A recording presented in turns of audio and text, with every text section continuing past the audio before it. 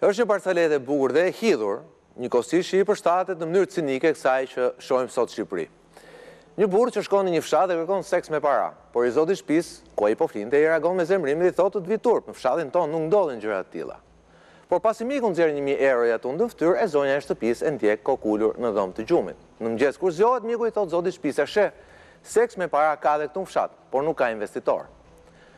Është pak cinike, por kjo është e vërteta sot. Pas 3 mandatesh plus të socialistëve ka 1000 arsye pse të ngrihesh kundër qeverisë. Problemi është se tufës madhe të deleve të mërzitura i mungon bariu. Dhe këtu nuk e kam fjalën për Gazmend Bardhin, por për Sali Berishën. Ai është zgjuar nga gjumi i stresit shkaktuar nga një protestë e dështuar dhe si një fishek zjarri çoroditur tani sheku dorë miq nga Tirana dhe deri në Bruksel. Mendoj se mund të shfrytëzonte shqetësimet e drejta të Gjermanisë dhe të përdorte si leck flamurin e saj për të fshehur Molotovët dhe dhunën e tij mbi qytetarët e Tiranës, duke harruar se ishin prikë 7 qytetarë të Tiranës që në korrik të vitit 1990 refuzuan diktaturën komuniste duke përqafuar flamurin gjerman dhe duke e bërë atë të tyre. Morin në shkëmbim një dush të ftohtë nga Berlini, të cilin mushkritë e tij të lodhura nuk e përballojnë dot. Mendoj se paratë e pista që harxhon për mërgatën e qyqes në Bruksel e në Berlin do të arrijnë të blejnë komisionerët evropian dhe kur nuk e arrin, i shan u futet në krevat, ashtu siç na e ka bërë të gjithëve ne gjatë këtyre dekadave.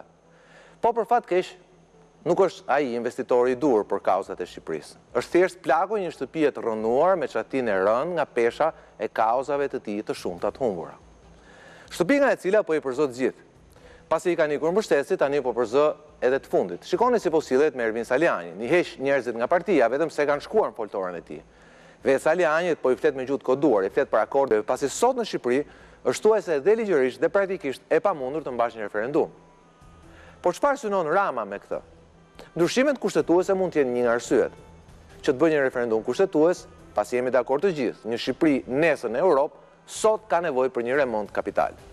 Dhe nuk mund të bësh një reformë kushtetuese me shkaktarin kryesor të defektit, Sali Berishën, i cili tashmë po shkatron dhe partinë dhe shtëpinë e vet.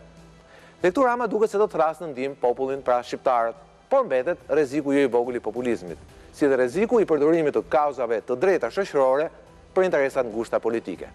Edhe për këto do flasim sonte. Sigle.